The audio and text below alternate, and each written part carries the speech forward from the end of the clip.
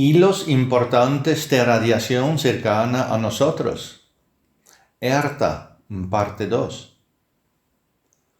El reino de Erta actuó en las profundidades del planeta material y por todas partes, a gran distancia, se podía oír el golpe de los martillos, el resplandor del fuego, el poderoso estruendo y el choque de las rocas a medida que crecía y se hacía más grande. Y muchos otros sonidos completamente desconocidos para los humanos, que por el contrario se asemejaban a bellos tonos, resonaban en el interior del planeta y se elevaban de vez en cuando para traer a la superficie la fuerza de la naturaleza esencial contenida en él, que se manifestaba en las capas de materia. Contenida en esta radiación había una fuerza formativa que, en el lugar donde ocurría, produjo milagrosamente formas y figuras geométricas que quedaron impresas en la estructura interna de la materia gruesa. Así pues, cada partícula de materia lleva en sí el sello de la creación y la elaboración esencial,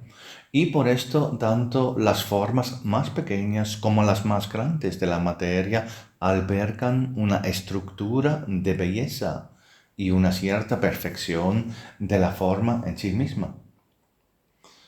Sin embargo, es importante saber que todas las partículas de la materia gruesa en la Tierra, así como en todo el universo y todos los materiales de la creación posterior, llevan en su interior un polvo espiritual, o mejor dicho, un núcleo que lleva una porción de energía espiritual. Esta energía espiritual es una especie espiritual diferente a aquella de la que se origina el espíritu humano. La energía espiritual proviene de la corriente de la radiación que desciende de las alturas de la creación primordial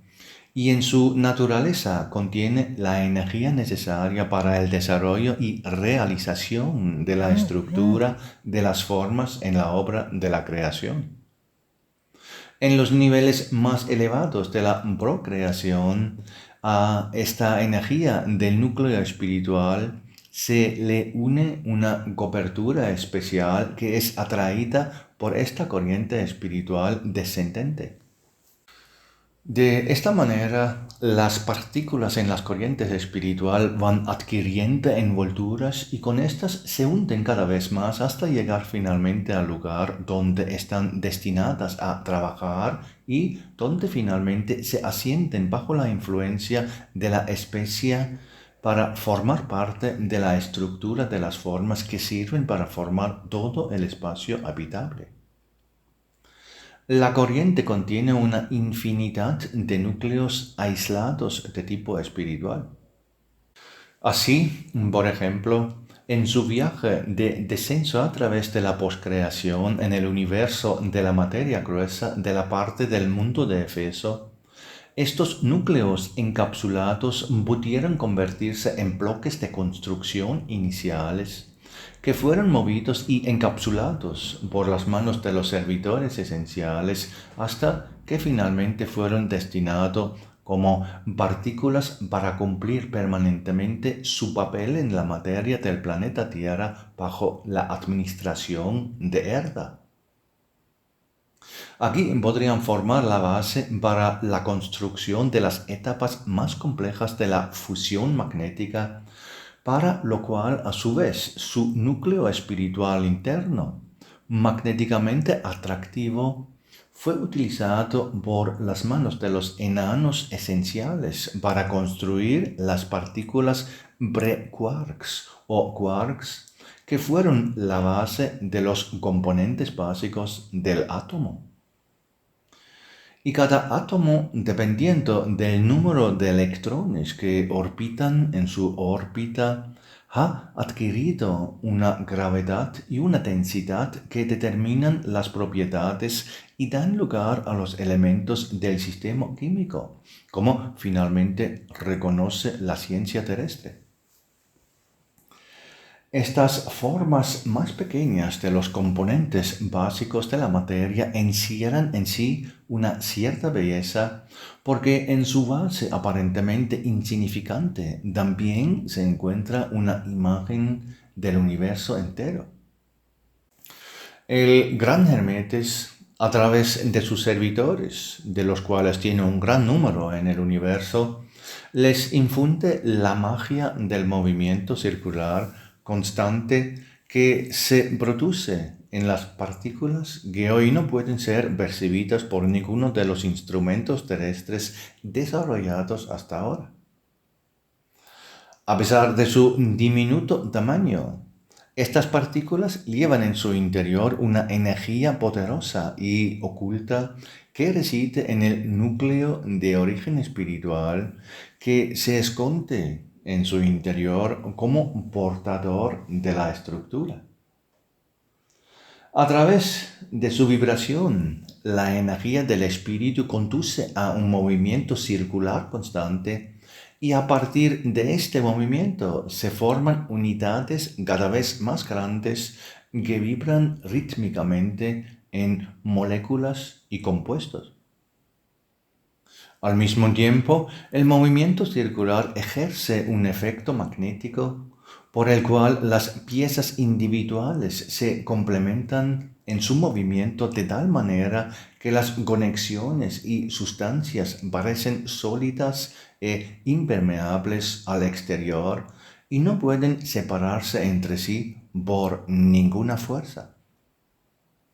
Este fenómeno está presente en todo, pequeño y grande, tanto en las partículas más pequeñas como en las galaxias más grandes. Visto así, el sistema solar del que forma parte la Tierra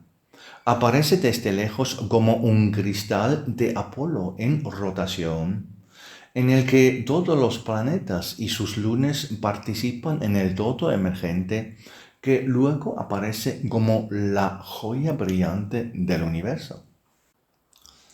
Visto a vista de pájaro, el universo entero toma la forma de un hermoso colgante, similar a un gran cristal poliédrico cuya base más interna es un cubo.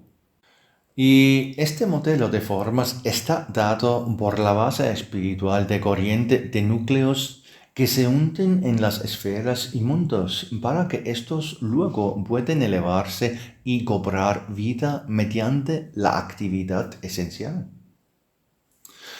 Cada parte individual contiene el reflejo del todo, hacia el cual todas las sustancias se precipitan en su movimiento y atracción para formar la estructura de un nivel superior en el que se forman sustancias cada vez más complejas y densas. En estas sustancias, por mucho que tengan las formas de solidez de la materia gruesa de todos los compuestos formados por los servidores esenciales, a partir de los cuales se han formado los minerales y menas, siempre hay, al nivel de las partículas y partes más finas, un constante movimiento circular con atracción magnética que es la expresión de la energía viva de las especies espirituales ya mencionadas. Este movimiento se transmite bajo ciertas condiciones, pasando a dimensiones cada vez mayores del universo. Por tanto, en todos los cuerpos grandes encontramos una razón para su movimiento y también para la gravedad. La gravedad tiene su origen en el movimiento y la atracción magnética de partículas espirituales en la materia. Todo el universo gira. Así, todo el universo gira alrededor de un centro principal, que es el eje de anclaje del disco giratorio de todas las estrellas y planetas del universo. Es a lo largo de este eje que fluye con más fuerza la corriente de partículas espirituales o como los hemos llamado los núcleos. Desde este centro principal, que podemos llamar el centro de Hermetes, todas las galaxias, estrellas y planetas son atraídas y retenidas en el cono de vida, que se expande lentamente y luego se contrae, porque la vida de este universo está predeterminada por la sabiduría de la luz. La imagen del giro y rotación de todas las cosas materiales es signo de la materia animada por la corriente espiritual y al mismo tiempo de la actividad esencial que configura esta corriente. Si estos giros y vueltas se detuvieran por un momento, el mundo entero colapsará en su orden más fino y puro en un instante. Es sólo un reflejo de la vitalidad permanente de la base espiritual que se encuentra en cada núcleo individual, que es el punto de partida incondicional para todas las partículas de materia y que a través de su movimiento se transfiere finalmente al movimiento circular hacia afuera de todas las grandes partes de la materia en el universo, donde bajo este movimiento legal todo se constituye en el incentivo fundamental para el movimiento circular y rotacional. Este movimiento circular también recorre el cuerpo de todo ser vivo, incluido el ser humano. Produce una afluencia vigorizante de fuerzas y al mismo tiempo una magnéticamente las capas intermedias de los cuerpos materiales que a su vez están conectadas magnéticamente con la radiación superior de la chispa espiritual. Sin embargo, no hay espacio para entrar en esto con más detalle aquí, ya que nos dedicamos a describir la formación de la materia de la Tierra bajo la influencia de seres que sirven a la noble herda. Las imágenes que se muestran aquí solo ayudan a comprender el trabajo creativo de la energía original que entró en la obra de la creación cuando el Creador, Dios Padre, pronunció las palabras: hágase la luz. Básicamente podemos decir que las partículas que giran y orbitan en el universo son señal de la presencia de núcleos espirituales que han sido envueltos por la acción esencial de una precipitación de otras partículas que les han precedido y se han detenido en su camino debido al enfriamiento. Así preparadas, se anclaban en su lugar para un propósito o cumplimiento específico bajo la administración de un siervo ser superior. Se puede decir que todas las grandes entidades del universo que giran y rodean tienen su administrador esencial que está conectado por su emanación a esta forma material externa y las guía en alguna misión de evolución. Además, encontramos en el universo una enorme cantidad de materia que no se mueve por caminos fijos, como por ejemplo girar y rodar.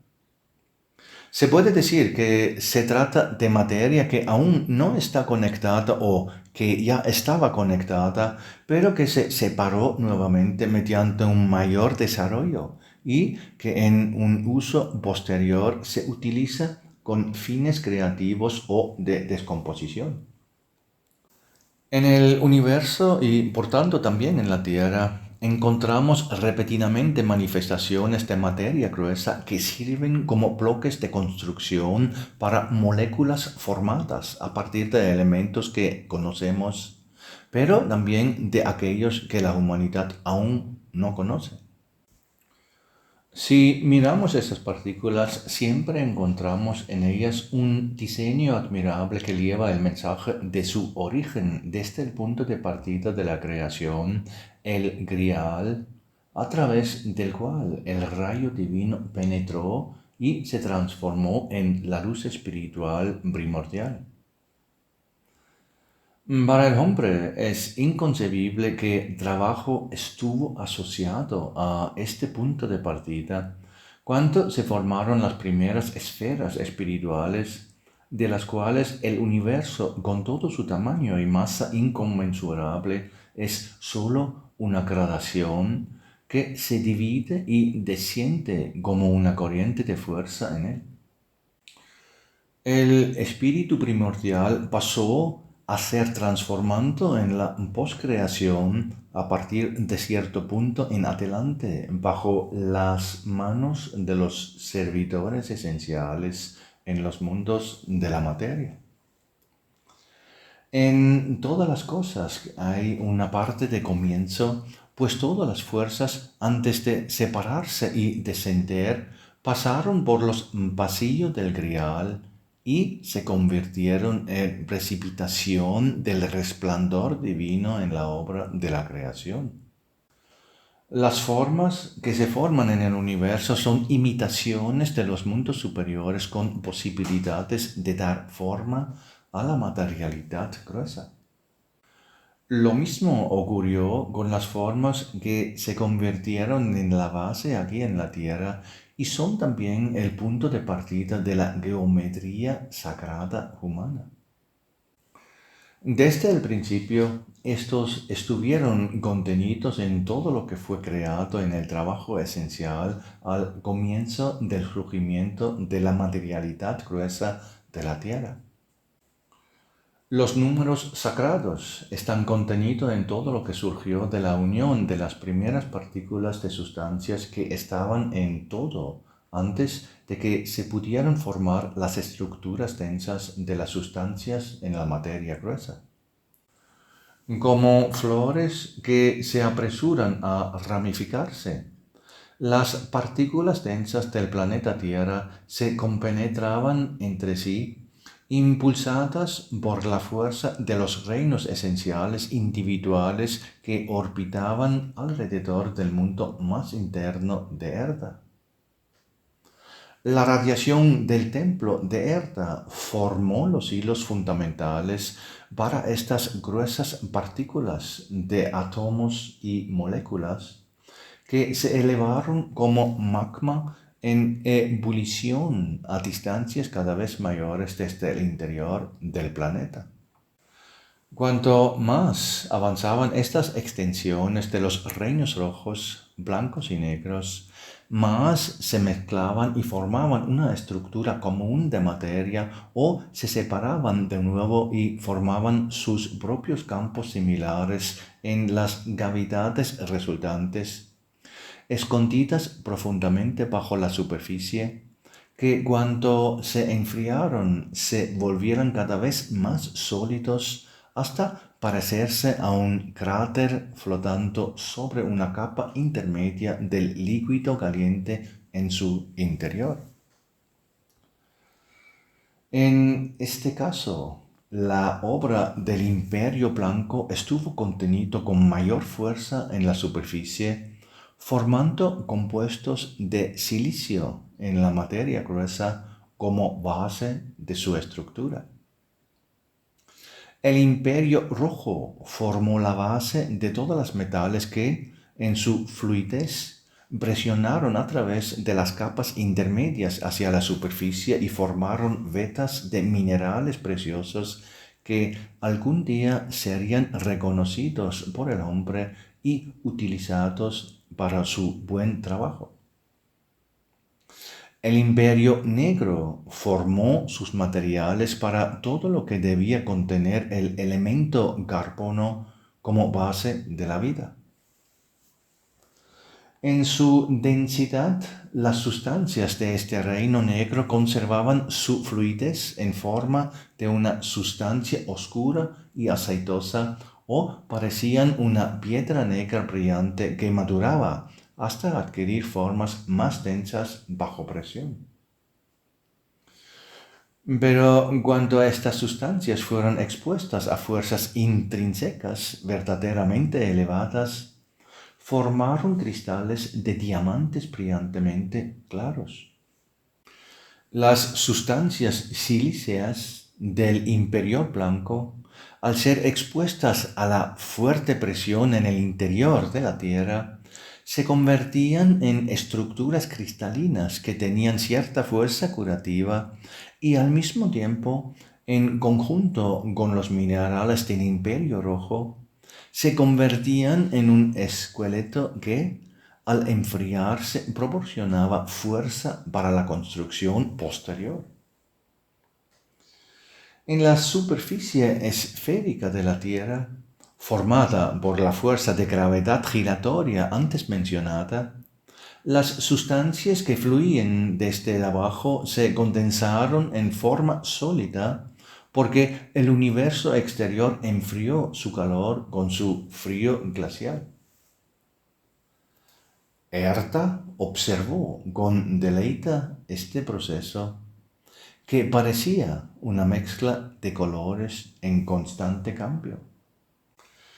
En el evento viviente, la parte gaseosa de las moléculas fue cada vez más expulsada del interior, las cuales colisionaron aún debajo de la superficie y formaron un nuevo elemento que quedó bajo el control del poderoso Neptuno. El agua subió a la superficie e inmediatamente se evaporó y luego, enfriándose, atraída por la gravedad, cayó en el cuerpo del esqueleto sólido del planeta, formando por rocas, minerales y menas. Suponer que un ser humano fuera capaz de observar de cerca este proceso, un tanto milagroso, tendería a inspirar miedo ante las poderosas fuerzas que actúan en todo ello. Para Herta, sin embargo, fue una feliz revelación de la vida porque fue un evento que acompañó el vigoroso desarrollo del joven planeta confiado a su cuidado. Su percepción era similar a la emoción amorosa de una madre impresionada que observa con orgullo interior los primeros pasos de su hijo. La conexión maternal llenó de felicidad a la noble y gentil Herta, porque en todo esto solo podía ver el cumplimiento de su tarea. Incluso en este momento, las formas de una vida que aún estaba por llegar, cuando había llegado el momento de la madurez, flotaban alrededor de sus ojos. Las maravillosas formas de la belleza virginal de la vida pura,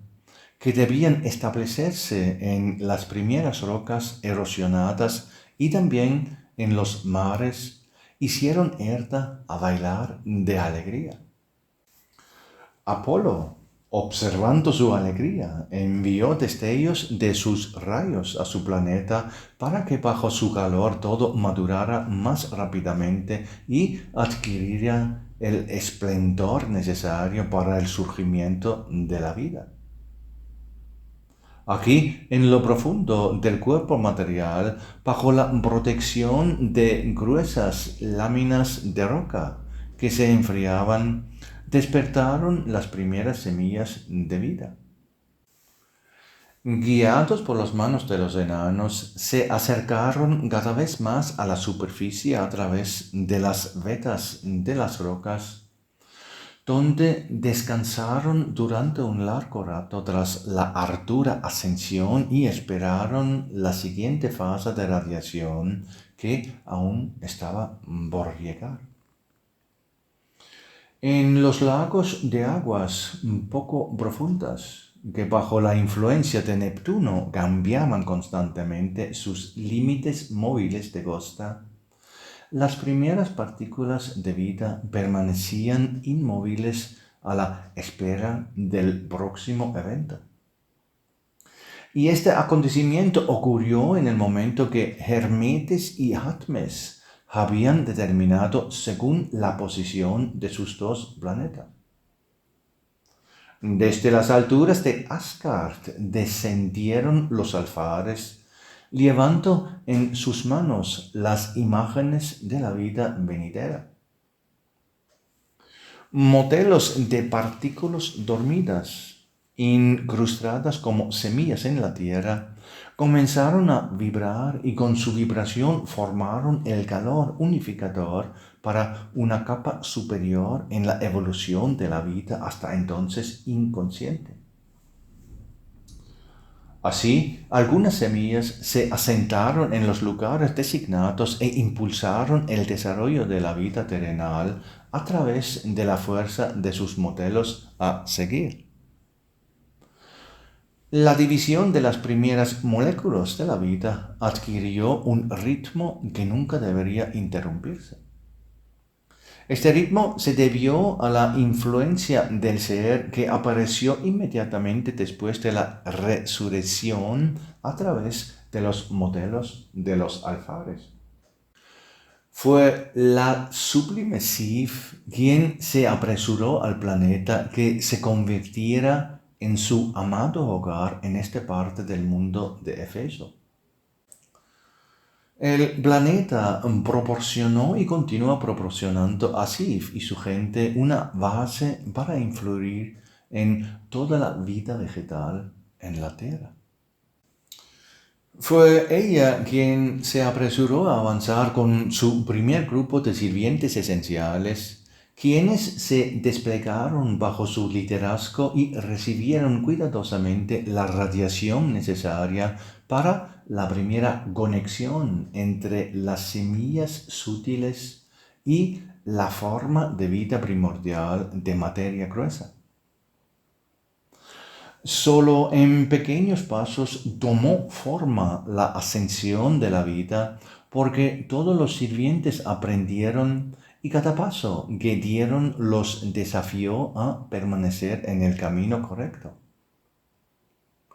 Los modelos para seguir de las plantas de Asgard impulsaron con su fuerza la evolución de las plantas materiales cada vez más altos. Y aunque estas formas todavía estaban lejos de las originales, tenían cierta belleza desde el principio. Los tamaños y precisión de las formas cambiaron con cada nueva generación y al mismo tiempo se creó una variedad que llamaba a trabajar las siempre nuevas manos de los seres que continuaron la creación en la tierra.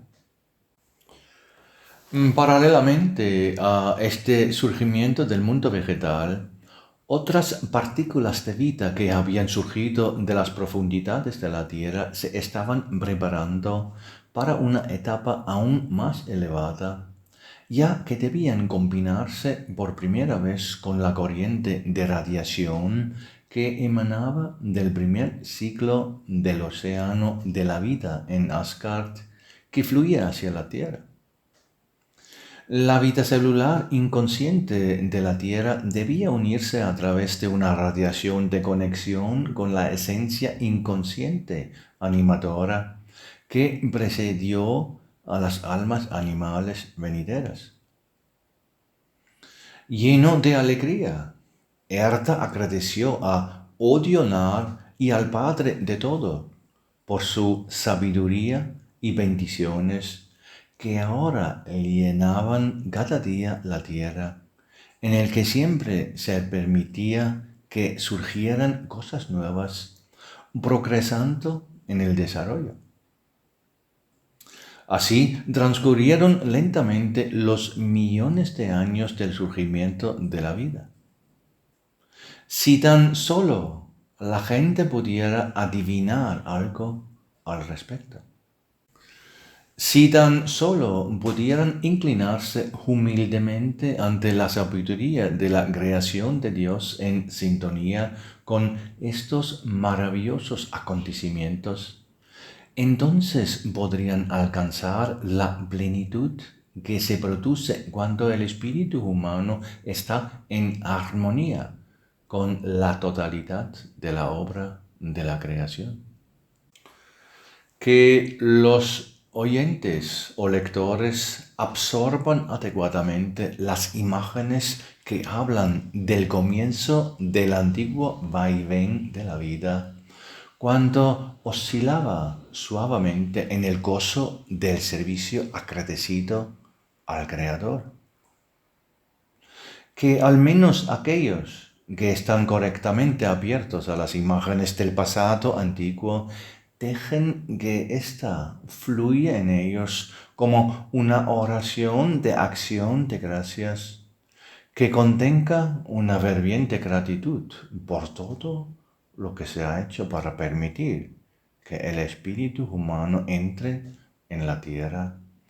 para quien todo fue maravillosamente preparado en el momento de su venida.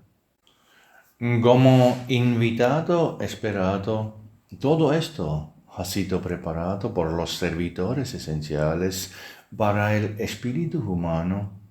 con una habilidad incomprensible y un sentido de belleza abrumadora que los humanos solo pueden recibir con asombro silencioso y agradecimiento. Se explicará con más detalle todo lo que hubo que preparar para que la vida pudiera elevarse hasta la altura en la que la primera radiación espiritual humana pudiera llegar a la tierra.